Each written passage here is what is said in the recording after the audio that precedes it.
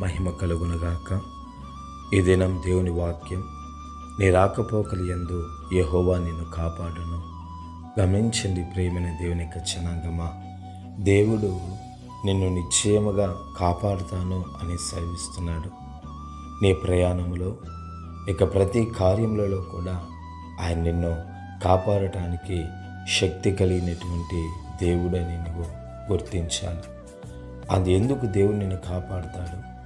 నిన్ను కాపాడవలసిన పని ఏమి అని అంటే, నీ ఎడల దేవుడు కలిగినటువంటి చిత్తము, నీ ఎడల దేవుడు కలిగిన ఉద్దేశము సంపూర్ణంగా నెరవేర్చబడాలని దేవుడు నిన్ను కాపాడుతాడు.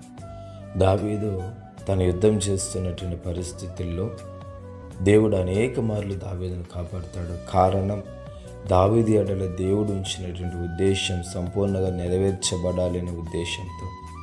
అదే ప్రకారంగా నన్ను కాపాడుతున్నాడంటే దేవుడు నీ శక్తో, నీ బలమో, నీకున్నటువంటి వేరే ఏ ఇతరమైనటువంటి యోగ్యతలో కాదు కానీ నీవు దేవుని యొక్క చిత్తాన్ని చేయాలని, నీ ఎడల దేవుడు ఉంచినటువంటి ఉద్దేశం సఫలం అవ్వాలి అనే ఉద్దేశంతో మాత్రమే ఆయన నిన్ను కాపాడుతున్నాడు.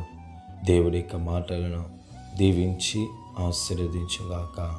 ఆమేన్, ఆమేన్.